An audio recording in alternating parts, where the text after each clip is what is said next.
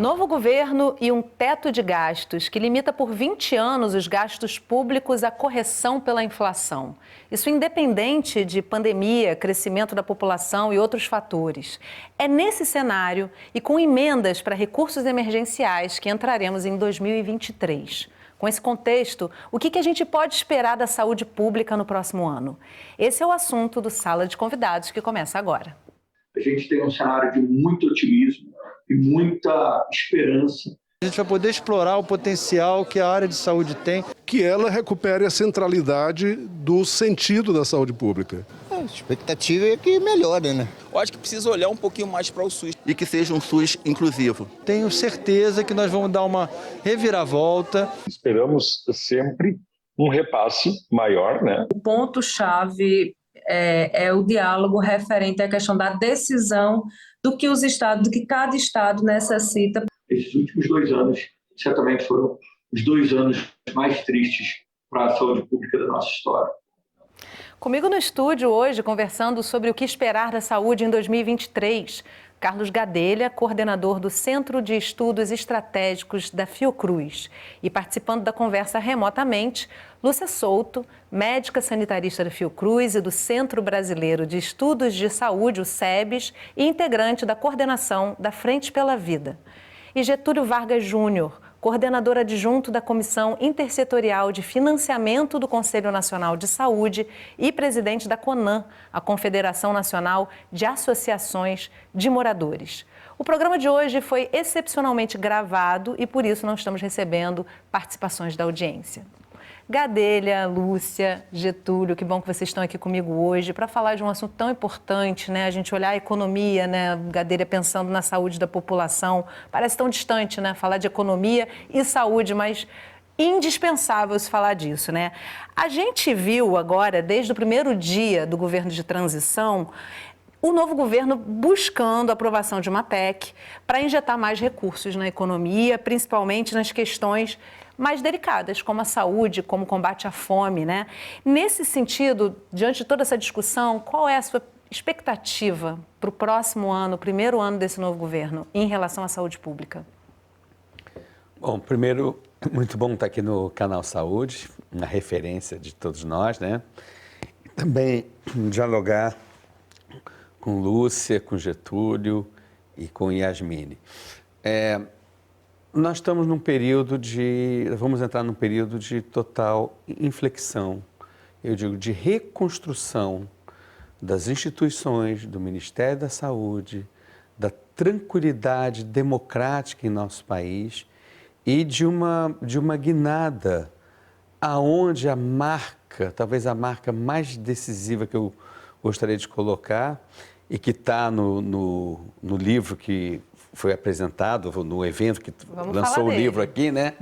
Que saúde é desenvolvimento. Em vez da gente dizer que o bem-estar não cabe no PIB, que a gente tem uma Constituição que não consegue financiar, na verdade o que a gente diz é que a economia tem que estar a serviço da vida. E nesse sentido, né, a gente inverte esta triste equação medíocre de que as contas têm que estar subordinada,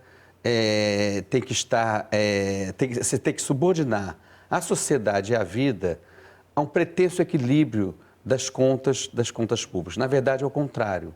A saúde, ela alavanca emprego, alavanca impostos, alavanca inovação, investimento, e ela pode colocar e será líder de um novo padrão de desenvolvimento, onde a economia gere emprego, gere bem-estar e sustentabilidade ambiental. Esse é o grande desafio. Você está dizendo que a saúde oferece tudo que dizem que só o mercado financeiro oferece, né, doutor Gadelha? Isso. Lúcia, você fez parte do grupo de trabalho da saúde no governo de transição. Como é que você percebeu as discussões nesse sentido, né? Nesse cobertor curto aí, nessa discussão, nesse cabo de guerra aí que a gente percebe de puxar recursos para lá e para cá e de eventualmente nem priorizar, né, no orçamento que nós temos previsto para 2023, parece que não cabe à saúde pública.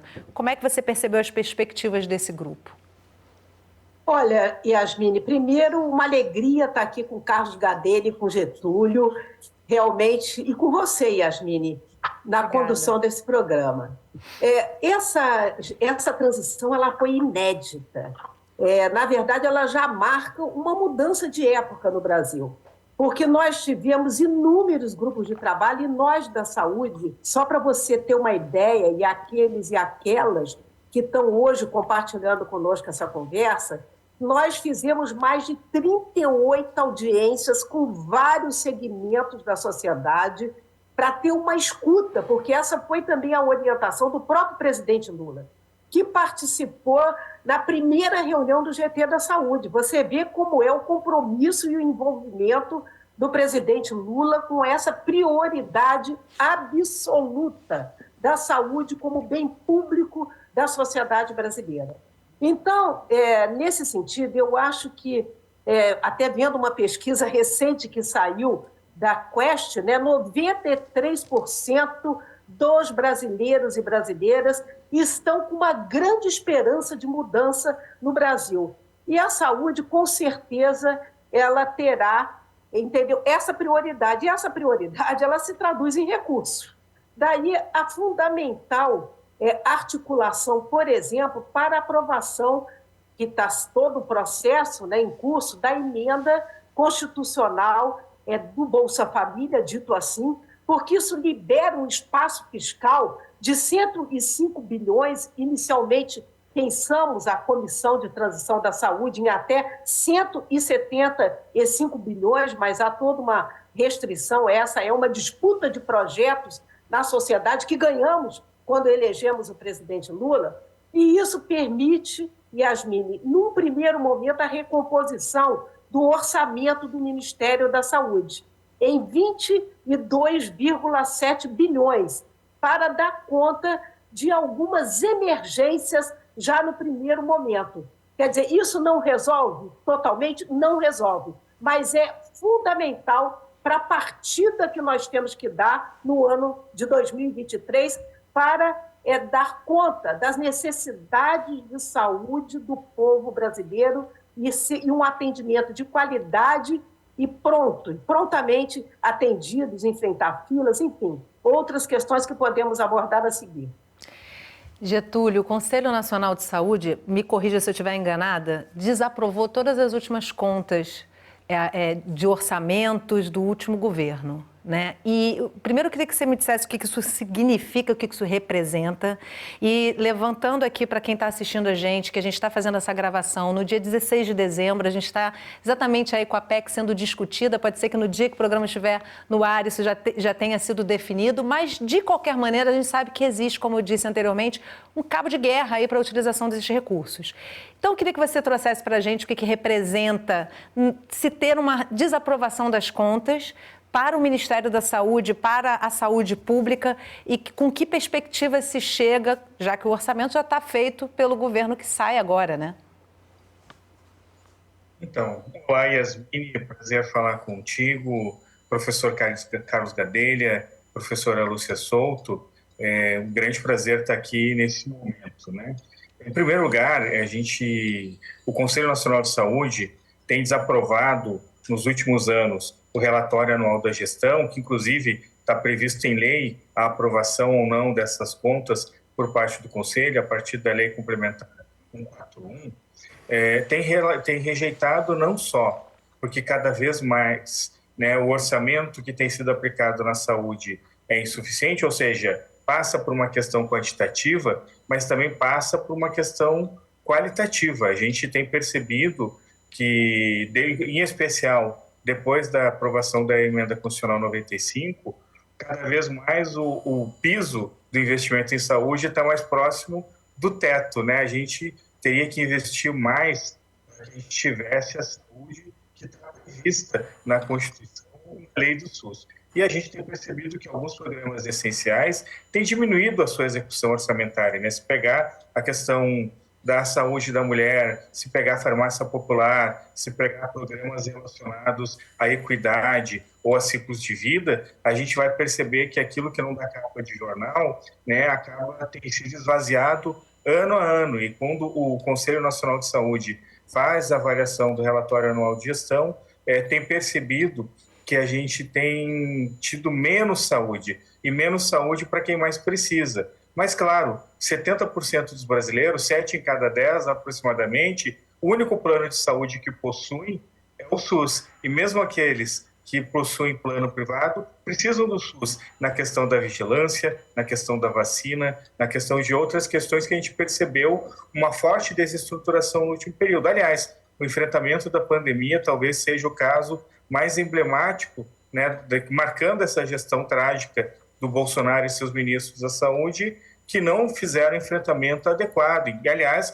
em muitos momentos negaram a ciência, negaram as vacinas, negaram as medidas sanitárias necessárias e os investimentos necessários para fazer um bom enfrentamento da pandemia.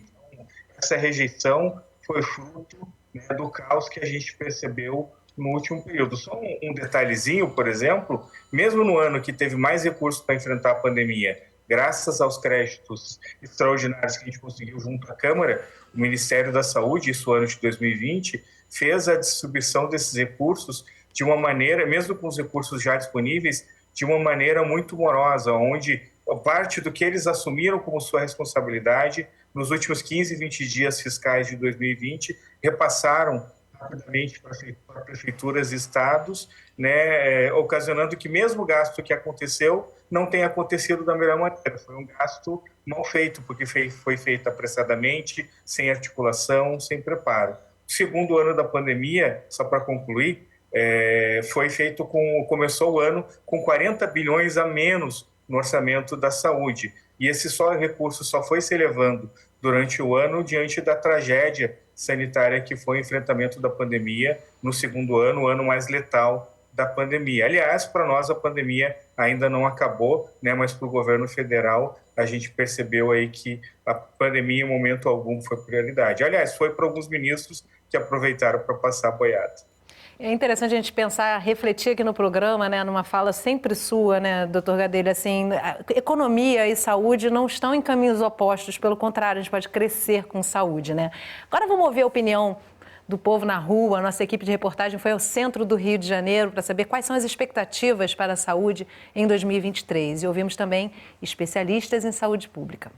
Quais são as suas expectativas em relação à saúde pública para 2023? Você tem expectativas? Eu espero que melhore, né? Com mais investimentos. Eu espero que o novo governo a gente vai ter uma reestruturação do SUS, de todos os investimentos e tudo mais, e que a situação vai melhorar. A expectativa é que melhore, né? Eu acho que a saúde, principalmente infantil, eu acho que deveria ter um investimento maior, uma atenção maior do nosso governo sempre. Que ela recupere a centralidade do sentido da saúde pública, que é voltar a cuidar das pessoas, é voltar a ter a saúde como eixo principal para pensar a qualidade de vida e pensar os modelos de desenvolvimento que se dirijam, no fundo, ao bem-estar e à visão das pessoas como estando no centro do processo de desenvolvimento. Eu acho que tem que aumentar o orçamento, como sempre, né? Tem que ter sempre um orçamento importante para essa área. E acho que principalmente o que faltou muito nesses 4 anos é uma divulgação maior do que é feito e uma cobrança maior de uma responsabilidade social. Eu imagino que ele possa investir mais, né, na saúde primária, especialmente nas UPAs, né, onde as pessoas vão ter acesso ao primeiro contato, né, com o profissional de saúde e tudo mais. Eu acho que precisa olhar um pouquinho mais para o SUS, que é a única saúde que a gente tem. A minha expectativa para a saúde em 2023 é uma saúde pública que preserve e respeite cada vez mais a ciência, a educação, que valorize os profissionais do SUS e que a gente tenha um SUS cada vez mais amplo, com amplo acesso a todos os serviços e produtos e que seja um SUS inclusivo. Saúde pública é uma pauta que merece total atenção dos governantes das 3 esferas. Ela demanda investimentos, há uma carência de atendimento às pessoas, há fornecimento de medicamentos, atendimento, cirurgias e especialmente em relação à saúde das pessoas trans, que vem sendo muito negligenciada. Retomar o cuidado com as vacinas até em outras áreas, né? Porque está voltando algumas doenças que já estavam a princípio erradicadas e o Brasil sempre foi número 1 nisso, né? Sempre sempre foi um espelho para o mundo, né, nessa área. Você tem expectativas em relação ao novo governo sobre esse tema? Tenho bastante expectativa. Espero que é um governo que conversa bastante com a ciência, pelo menos é o que falam, e com a ciência, com todas as demandas que a gente precisa, então tem uma expectativa grande, alta. Tenho certeza que nós vamos dar uma reviravolta, né? A área de saúde vai voltar a ter o protagonismo que merece, né? Que precisa ter. E o potencial, a gente vai poder explorar o potencial que a área de saúde tem, não só na questão do SUS como um todo, mas também nessa questão do desenvolvimento econômico do país, da reindustrialização, todos os aspectos estão envolvidos no próprio conceito do complexo. Muito interessante a gente ouvir, né, os comentários das pessoas nas ruas e mesmo quem não é especialista em saúde pública, a percepção das pessoas, né, Gadelha, assim, a gente vê que depois da pandemia o brasileiro ficou mais atento ao SUS e à necessidade de investimentos na saúde pública. Eu queria trazer para você comentar uma fala do Maurício Zuma, que é o diretor de Biomanguinhos. Ele fala que voltar a ter o protagonismo que merece, inclusive no desenvolvimento com o complexo industrial da saúde. Uma pauta sua, você está lançando hoje, esse mês, né, em dezembro, um livro, como você citou anteriormente, que fala exatamente da importância de se olhar para o complexo industrial da saúde como um mobilizador econômico também, né? Então, queria que você comentasse a fala do Zuma e o quanto que o complexo industrial da saúde tem esse poder. Tá, e falar do seu livro também. Eu queria até conversar assim, com quem está nos assistindo, né? Assim, porque fica esse bicho complexo da saúde, né? Dizer primeiro, né, que tem tudo a ver com essa discussão que a gente está fazendo. Gente, a gente tem que ter clareza.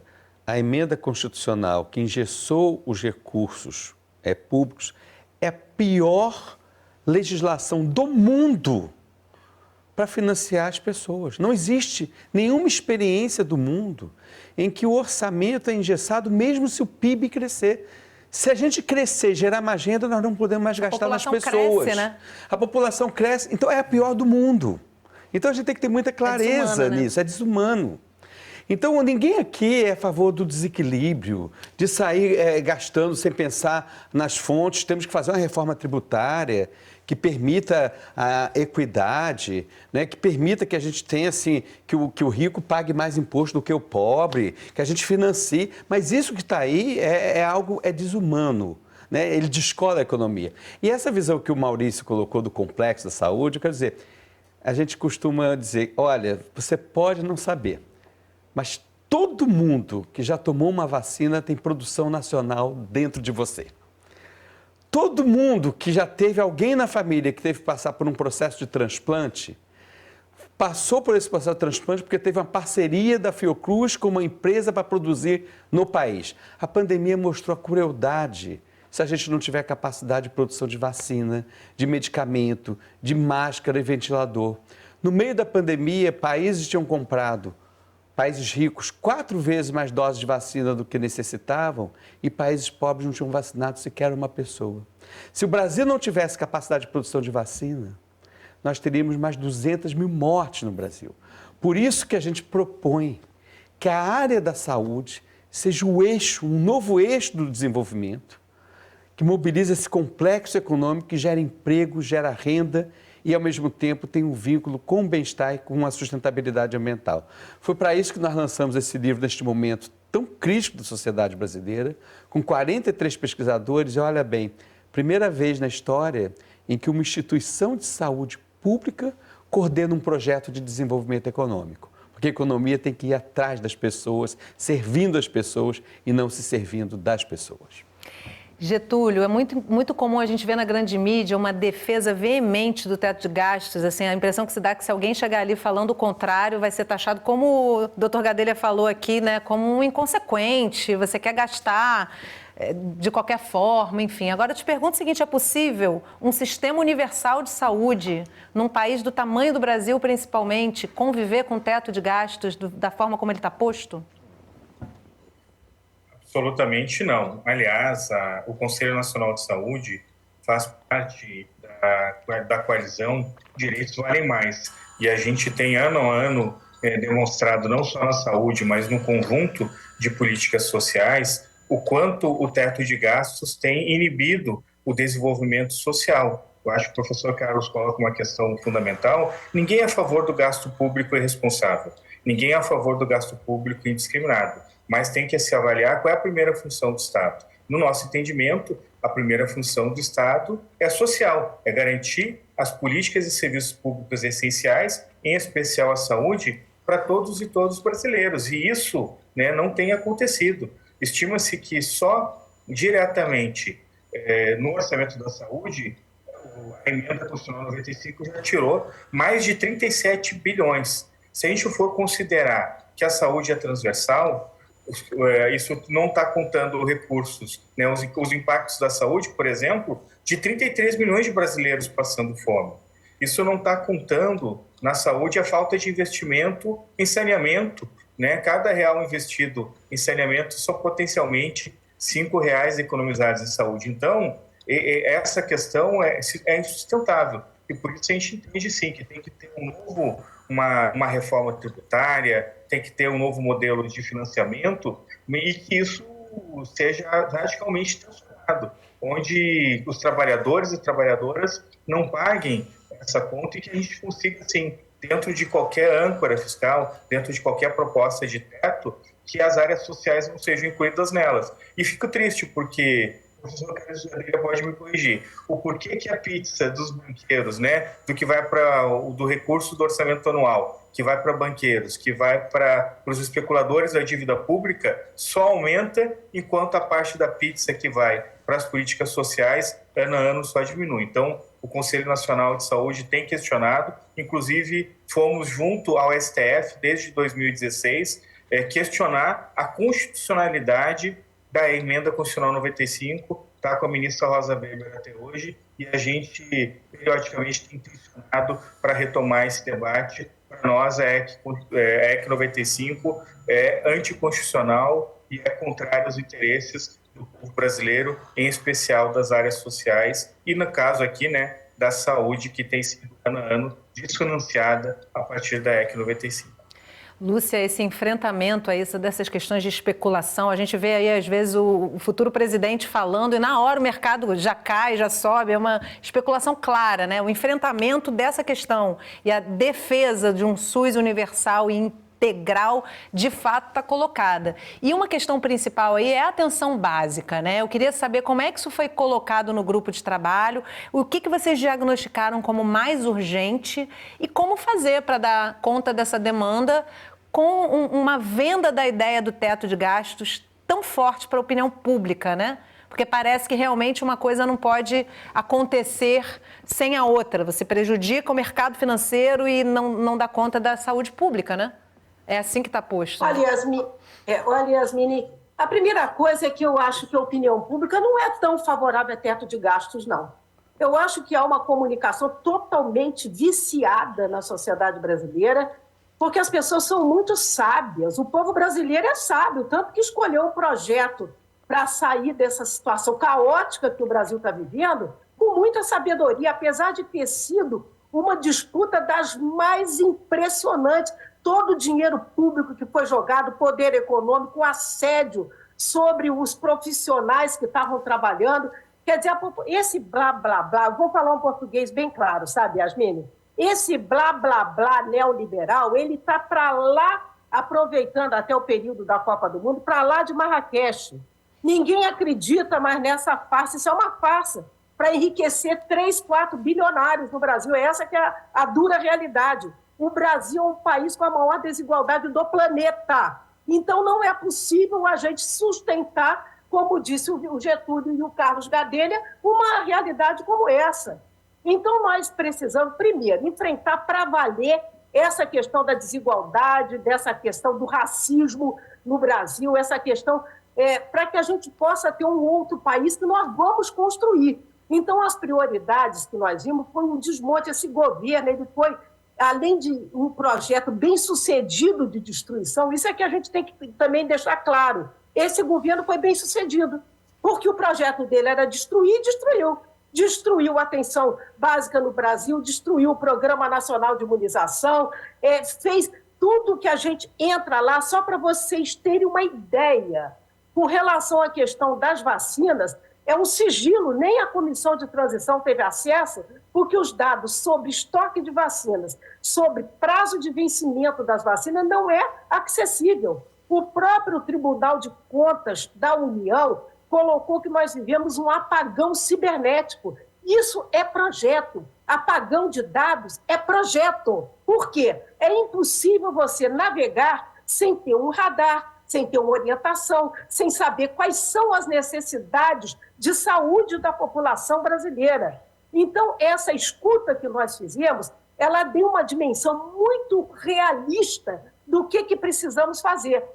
Com relação à atenção básica, ela é um eixo estratégico da organização do cuidado. Essa questão que todos os meus colegas aqui falaram, o cuidado, um projeto de bem-estar e cuidado da população brasileira. Então, essa atenção primária, ela reordena todo o cuidado de base comunitária, territorial, e começar a resolver a questão de filas, que é hoje uma emergência de 100 dias. Porque nós temos, segundo o CONAS, porque o Ministério da Saúde não tem dado de nada, mas o CONAS sugere, não sabemos porque nada disso é oficialmente confirmado, pelo menos 2 bilhões de procedimentos que não foram realizados esse período todo. Então, são várias as cirurgias, são vários os atendimentos. Nós temos, por exemplo, casos de câncer que poderiam ter sido diagnosticados na atenção primária e que não foram, e o diagnóstico do câncer em São Paulo, só para dizer, um lugar bastante rico, né? São Paulo, mais da metade dos diagnósticos são feitos já com paciente grave. Quer dizer, isso mostra a carência e a desorganização da atenção primária no Brasil, que terá que ser, isso é uma recomendação do nosso grupo de trabalho, profundamente revigorada. Que bom ouvir de você esse diagnóstico, né? Eu acho que é muito importante para quem não está dentro dos grupos de trabalho ter essa percepção do que vocês estão encontrando, até para a gente poder ter essa perspectiva do que vai ser da saúde de outras áreas no ano de 2023. A gente precisa fazer um intervalo rapidinho e no próximo bloco, secretários de saúde falam das expectativas para a gestão da saúde pública no próximo ano. A gente volta já, não sai daí.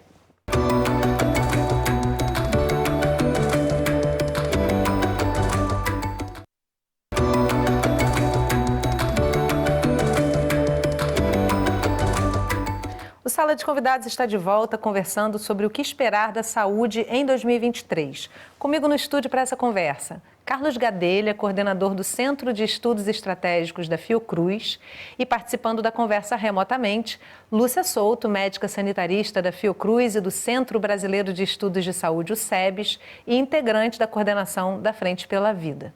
E Getúlio Vargas Júnior, coordenador adjunto da Comissão Intersetorial de Financiamento do Conselho Nacional de Saúde e presidente da CONAM, Confederação Nacional de Associações de Moradores. O programa de hoje foi excepcionalmente gravado, por isso não estamos recebendo participações da audiência. Nós convidamos gestores da saúde para compartilhar as expectativas deles para o próximo ano. Vamos ouvir. O Brasil precisa ter um sistema de saúde financiado adequadamente. O primeiro caminho é esse que está sendo construído agora na transição. É claro que, se é para a gente ter um novo governo, a gente tem um cenário de muito otimismo e muita esperança de construir um sistema de saúde melhor. E eu tenho certeza que o presidente Lula e toda a sua equipe estão muito empenhadas nessa construção, na recuperação das unidades federais de saúde, na recuperação dos núcleos de apoio à saúde da família, o NAS, na recriação do programa de AIDS, na recriação do programa da coordenação de saúde mental. É muito importante que a gente possa recuperar o fortalecimento, sem dúvida nenhuma, da participação popular e do controle social dentro do Sistema Único de Saúde. Então, eu tenho muita esperança e muita certeza de que a gente vai viver cenários muito melhores do que a gente viveu anteriormente. Esses últimos 2 anos, certamente, foram os 2 anos mais tristes para a saúde pública da nossa história. Esperamos sempre um repasse maior, né, para que possamos investir mais. Querendo ou não, o gestor municipal é quem está na ponta, que tem que fazer esse serviço aparecer, que tem que fazer essa melhoria aparecer. Mas, com certeza, os recursos próprios do município não são suficientes. Então, nós acreditamos que podemos ter um aporte maior.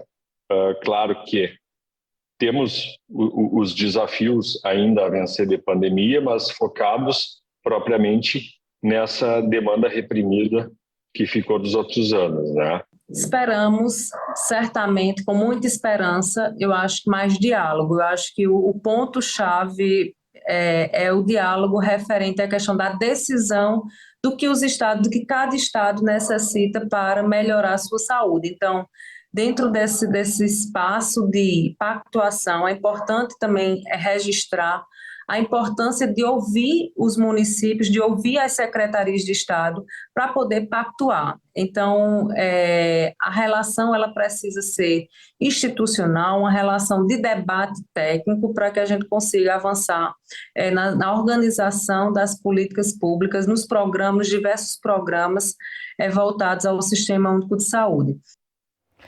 Gadelha, os secretários de saúde, seja estadual ou municipal, ele vai lidar sempre com o problema que chega ali na ponta, na base. É ele que vai ter que dar resposta muitas vezes, né? A gente viu uma desorganização dessa centralidade que existe no SUS e que é necessária. Como é que você percebe, na questão da vacinação principalmente, a importância dessa reorganização até para a soberania do país? Porque a gente está no meio de uma pandemia em que, se a gente se desorganiza, tem impacto global, né? É muito importante a gente ter em conta a visão do SUS era uma visão de cooperação entre o nível federal, estadual e municipal. Os três têm que estar... A gente, inclusive, tem instâncias de cooperação dos secretários dos 3 níveis de governo e isso foi rompido. E se mostrou como é tão importante esta articulação. A gente está caindo, o nível de... O Brasil era o país número 1 na vacinação da população, na adesão da vacina. Quando a gente falava, era assim, 95% foi vacinado, tem que aumentar para 98%. E, de repente, a gente vê como até falou a Lúcia, uma difusão de informações que traziam insegurança e desorganização. Um patrimônio que era o nosso Programa Nacional de Imunização, ele atingiu um nível muito baixo. Gente, vacina faz bem à saúde, vacina protege, vacina é produção nacional, vacina gera emprego, não tem nada mais democrático, antirracista e equânime do que uma fila de vacina. Você organiza a fila não é por renda, não é pelo mais rico, pelo mais pobre, não é por se é homem ou se é mulher, não é pela cor da pele, você organiza a fila pela necessidade social. Então, a gente tem que retomar isso, isso envolve uma articulação do governo federal com a ponta. E eu estou muito... A questão do teto, para as pessoas entenderem, gente. Hoje, se tiver o teto de gasto, acaba a farmácia popular. Você imagine, eu tenho a gratuidade na farmácia, na esquina de casa, para tratar da hipertensão, da diabetes e asma. A criança que tem de noite um acesso de asma, ela pode ir na farmácia e pegar o medicamento que a criança precisa de graça. A qualquer hora do dia, numa farmácia que está aberta 24 horas. Então, a gente não está falando uma coisa teórica, uma coisa... Não, a gente está falando da vida, de cuidar da diabetes, da hipertensão, da asma e garantir a vacinação da população. E até eu digo, gente... O SUS é vida, o SUS é equidade, o SUS é a maior política, como disse o Silvio de Almeida, antirracista do país. E a gente tem que dizer, a gente não tem que ficar pedindo desculpa ou justificando, né? A saúde e a atenção básica é uma das grandes chances da gente gerar emprego para tirar a população da miséria e da fome. Então é um pouco isso a gente faz junto, governo federal, estado e município. O SUS é o maior sistema democrático, né, que a gente pode visualizar hoje no Brasil, né? Getúlio, a fala do Daniel Sorães, secretário de Saúde aqui do Rio de Janeiro, do município do Rio de Janeiro, sobre o financiamento adequado, né? Ele diz que está otimista com o cenário desde a construção da equipe de transição. A gente, no dia 15 de dezembro, a gente teve aqui no Sala de Convidados um debate sobre a Conferência Nacional de Saúde, que vai acontecer em 2023, e tem sido uma fala constante do presidente Lula a volta das conferências com sua força, né? Elas nunca deixaram de acontecer, mas por resistência, né? Queria que você analisasse isso, qual a importância da gente ter uma Conferência Nacional de Saúde no ano de 2023, com a entrada de um novo governo, e como é que você percebe as falas do futuro presidente com relação a essa participação do controle social para a reconstrução dessa saúde pública? Então, Yasmin, me dá 2 ganchos. O primeiro, muito rápido, é que a 16ª Conferência Nacional de Saúde, que aconteceu no meio do governo Bolsonaro, ela tinha como lema a questão de que saúde é democracia, né? E a 17ª, que acontece em junho, vai nesse mesmo ritmo, né? Vai nessa mesma luta. Mas o mais importante é que ela acontece até a metade do ano. Por que é importante acontecer até a metade do ano?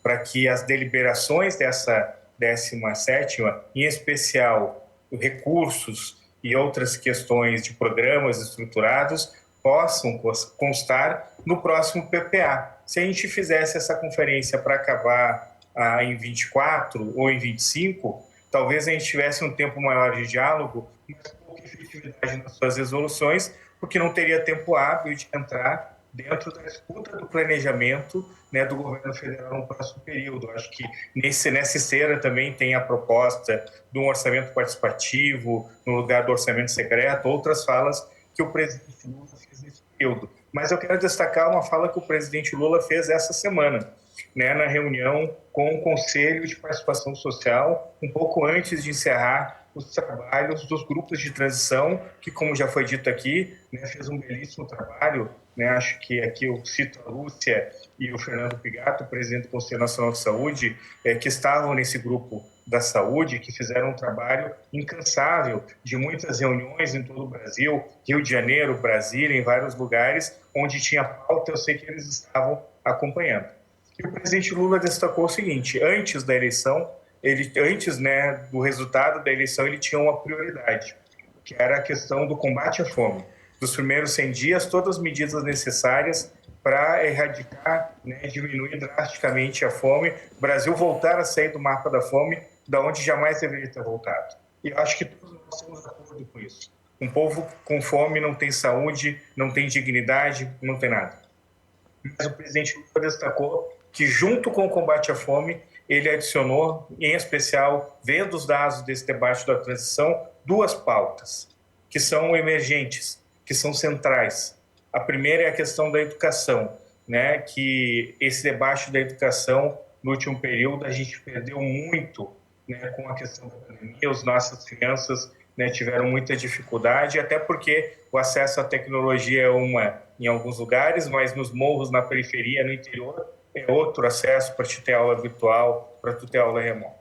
E essa terceira prioridade que ele destacou, e aí é que eu entro, é a questão da saúde, o fortalecimento do SUS, a retomada de um programa forte de imunização, porque a gente tem um percentual muito baixo de imunização das nossas crianças em alguns programas que, historicamente, a gente tinha um alto índice de imunização. Então, a saúde é uma das 3 prioridades destacadas pelo presidente Lula e que dialoga com os relatos tanto das pessoas na rua quanto do secretário de saúde. É preciso investir, mas em não só recursos, mas investir em gestão, investir em qualidade, no acompanhamento, na construção das políticas públicas necessárias. A saúde faz muito com muito pouco. Com certeza, com uma atenção maior na gestão e com financiamento adequado, a gente vai conseguir retomar alguns problemas graves. E o Lula também citou a questão de consultas a especialistas, enfim, a questão de uma demanda reprimida ainda em função, professor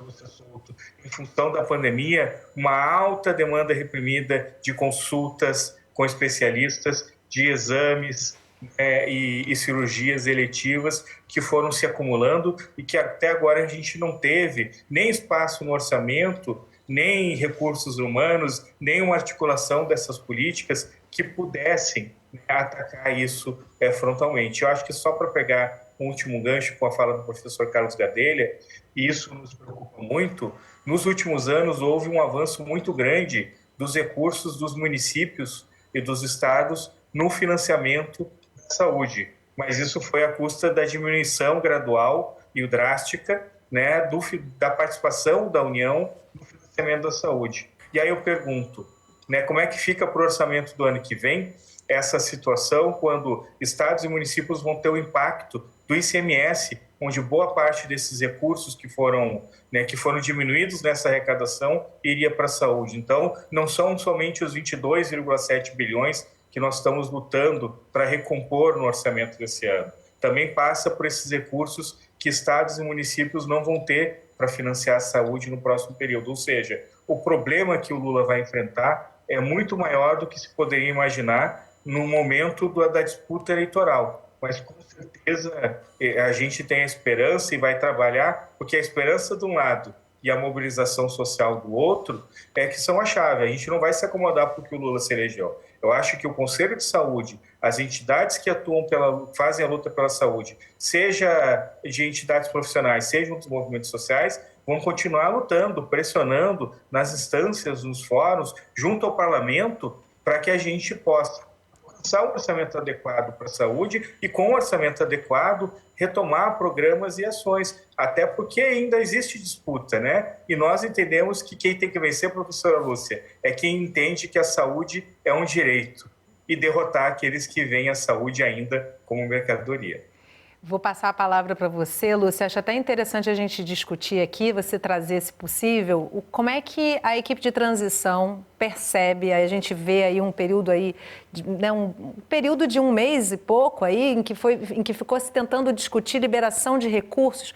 Como é que se lida com a liberação de recursos para cumprimento de deveres e de respeito aos direitos da população diante de um Congresso que tem um orçamento secreto e luta pela manutenção dele? Assim, é o que está posto, né? Assim, a gente não está discutindo nada elementar, estamos discutindo um cenário extremamente gravoso, né? Como é que isso está percebido, como é que isso foi percebido pelas equipes de transição? Olha, eu acho que essa é parte de uma disputa que está em curso no Brasil hoje, né? E tem a impressão que todo esse contexto de pandemia, essa catástrofe sanitária global, e que no Brasil foi a maior catástrofe da história do Brasil, e ela tem responsáveis que cometeram crimes. Então, na verdade, esses crimes, por exemplo, 700 mil mortes, foi a pior gestão da pandemia do mundo. Isso poderia ter tido mais da metade de mortes evitáveis se o governo não ficasse fazendo uma comunicação tóxica com a sociedade, se não tivesse apostado num federalismo de confrontação, tentando quebrar um dos pilares do Sistema Único da Saúde, que é a articulação interfederativa. Então, eu tenho a impressão que a sociedade brasileira amadureceu muito nesse momento. E a pressão sobre o Congresso, como disse o Getúlio, será grande. Entendeu? Será grande para que essa realidade possa ser transformada, porque a população ela está cada vez mais consciente de que não se faz e não se produz saúde sem recursos. Esses recursos são absolutamente indispensáveis. Nós temos que assegurar, primeiro, esse ano, e isso o GT da Saúde colocou com toda clareza um alerta, entendeu? Nós temos que recompor o orçamento da saúde e trabalhar para a recomposição mais ampla desse orçamento da saúde ao longo desse período de governo. Por exemplo, eu vou retomar uma conversa que o Getúlio colocou. Essa questão do Plano Nacional de Saúde ser construído na Conferência Nacional de Saúde, ele é absolutamente estratégico. É o primeiro ano do governo que constrói de forma participativa ampla, com ampla mobilização da sociedade. A própria Conferência Livre, que nós fizemos em agosto em São Paulo, ela é uma conferência preparatória para essa 17ª Amanhã Será Outro Dia. Para esse amanhã ser outro dia, um país com 220 milhões de habitantes tem que ter uma sociedade crítica, organizada, senhora da sua potência para interferir nos destinos do país. Então, eu acho que nós não podemos ficar passivos. Esse país é nosso. Nós precisamos construir para valer e reconstruir esse país. E isso significa pressão no Congresso. Eu vou lembrar uma coisa muito histórica e muito que é cara a todos nós. Em 1988, quando foi aprovado na Constituição Cidadã de 88, que a saúde é direito de todos e dever do Estado, o Congresso era talvez parecido com esse que está aí. E, no entanto, a pressão da sociedade sobre aquele Congresso foi capaz, o tal do Partido Sanitário, foi capaz de, entrando no Congresso Nacional, sustentar a aprovação na Constituição de 88, que a saúde é direito de todos, dever do Estado e não é mercadoria. Isso é uma conquista que permanece sólida, é um sustentáculo e uma construção que está no DNA do SUS do Brasil, é a participação da sociedade. E isso é o que permite a resiliência e a resistência do SUS, apesar de todas as tentativas de destruição. Então, portanto, eu acho que a gente não precisa, eu acho que a gente tem que ter uma compreensão política, de construção de força social e política para que... Eu acho que o Congresso ele é sensível. O Ulisses Guimarães sempre falava uma coisa: se há coisa que o parlamentar ouve e tem medo, é a voz popular. Então, eu acho que essa voz popular presente no Congresso, e estará, pode estar certa que estará, ela será um fator dinâmico para essa agenda de mudança, porque hoje, eu vou te dizer, Yasmine, Carlos Gadelha e Getúlio Vargas, hoje nós temos uma agenda que é uma agenda da sociedade brasileira. Saúde é um bem público, direito do povo brasileiro e dever do Estado. E o presidente Lula tem afirmado e reafirmado isso em todos os momentos.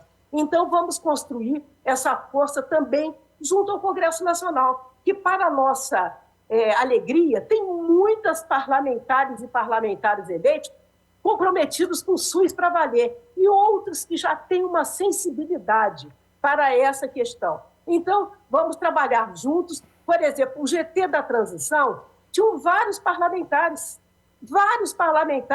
de vários partidos, também sintonizados com essa agenda. Isso foi muito importante. O GT ampliou também o seu escopo e isso vai fazendo uma liga de uma agenda indispensável para o futuro do Brasil e, como diz o Carlos Gadelha muito bem, em defesa da vida da população brasileira. Gadelha, a gente está caminhando para o final do programa e aí eu acho importante a gente retomar um pouco a questão do Brasil num mundo globalizado, depois ou durante ainda uma pandemia e que a gente pode vir a ter outras pandemias. Onde é que a gente se coloca nessa transição aí? O que é importante a gente ter em mente para fortalecer e reorganizar talvez o complexo industrial da saúde? Porque depois da pandemia, muitas coisas novas estão postas, né? E aproveitando o início aí de um novo governo. Como é que você olharia para isso em termos de Brasil em 2023? Olha, eu acho que o Brasil volta ao mundo, tá? E volta ao mundo de modo altivo. É fundamental. A gente aprendeu de modo muito duro que quem não tem economia nacional, não tem produção nacional, não garante a vida para as pessoas. A gente tem que fortalecer o SUS. Eu até tenho, viu, Lúcia e Getúlio, um mantra aqui, um SUS financiado com produção local, com produção nacional. A gente tem que casar essas duas agendas, chegar a 6%, 7% do financiamento do SUS. Talvez a maior ineficiência, o pessoal fica opondo financiamento e eficiência. Exato. A maior ineficiência em saúde que a gente tem é o subfinanciamento. Exatamente. É o sistema universal maior do mundo, em termos de população, e o mais subfinanciado do mundo. Nosso problema gerencial, primeiro, é o subfinanciamento do SUS. E aí, eu acho que isso é muito importante, a gente sair... Não tem milagre, né? Não tem milagre. Nossa ineficiência primeira é o subfinanciamento.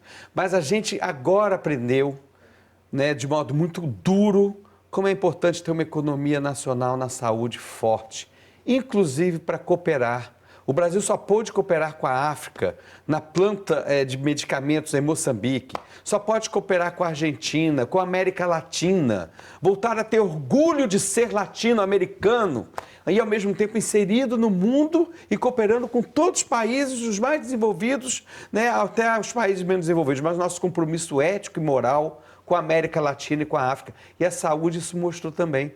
Isso não era visto, a saúde é um braço da cooperação internacional, mas a cooperação altiva. Não a cooperação onde os países pobres são mercados para comprar produtos feitos dos países ricos. Né? Os países menos desenvolvidos têm que ter altivez, voltar a ter altivez para falar de igual a igual em torno de um projeto de desenvolvimento. E, ao mesmo tempo, que seja aberto, cooperando. Mas não essa cooperação, essa globalização que deixou pessoas sem vacinas enquanto alguns países jogavam vacina fora. Não é esta globalização que a gente quer na saúde. É a globalização que o Milton Santos falava. Uma outra globalização. Uma globalização movida pela solidariedade, pelo respeito e pela redução da assimetria no conhecimento e na tecnologia. A saúde é uma solução, inclusive, para esta dimensão da articulação e da volta do Brasil a uma política global movida pela solidariedade e pela coesão, particularmente da América Latina e na interação, nunca vertical, horizontal e em diálogo com o continente africano. O Brasil volta ao mundo e pode a saúde ser um dos eixos estruturantes dessa volta do Brasil ao mundo. Getúlio, eu tenho aí um minutinho para vocês, cada um de vocês, darem uma fala final. Eu queria trazer com você rapidamente uma tônica do ano de 2022, pelo menos na minha opinião, foi a busca pelo piso dos enfermeiros. As mesas de negociação, elas estão realmente passando por um momento muito difícil, né, por conta de tudo isso que a gente está discutindo aqui hoje. Qual é a tua perspectiva para as mesas de negociação e também para a qualificação do profissional de saúde, que a gente viu que foi tão importante durante a pandemia e com o novo governo? Então, né, a gente está no período de Copa, né, nesse final de ano, mas os verdadeiros heróis do povo brasileiro não vogam em campos, né? Eles usam branco e estão nos hospitais, né, nos postos de saúde. A gente só não teve uma catástrofe maior, como a professora Lúcia colocou, por causa dos profissionais de saúde incansáveis, muitas vezes se colocando em risco, porque não tinham nem os equipamentos de proteção necessários, né, no auge da pandemia. Então, o Conselho Nacional de Saúde, e a CONAN também tem essa opinião, vai seguir na luta em defesa dos direitos das trabalhadoras e trabalhadores da saúde, não só dos enfermeiros e médicos, mas de todas as categorias, porque a gente entende que a saúde é multidisciplinar. Então, acredito que vai ser... E vai ter uma perspectiva de maior diálogo, né? Um governo que reconhece o papel dos trabalhadores e trabalhadoras e que vai, né, trabalhar para que haja remuneração justa. Eu acho que o piso é um primeiro passo, porém só o piso não resolve. A gente tem que criar as condições para que estados e municípios também possam estar pagando, né, adequadamente seus servidores. Enfim, é um processo transversal, né, que não é exclusividade da União, mas que com certeza a União, como o maior ente, tem a responsabilidade de ajudar os outros nessa construção. E com certeza isso, Lúcia, vai ser tema da nossa 17ª Conferência Nacional de Saúde, vão vir propostas e com certeza o resultado desse debate vai ser incluído, né, no relatório final da conferência, que vai ser oferecido na construção do PPA do próximo período. Então, se de 2016 até 2022 foi muita resistência, eu acho que agora a gente segue na resistência para não ter retrocessos, mas já vê a primavera chegar, já vê algumas flores, né, surgindo, para que a gente possa retomar uma agenda de avanços, conquistas e construções.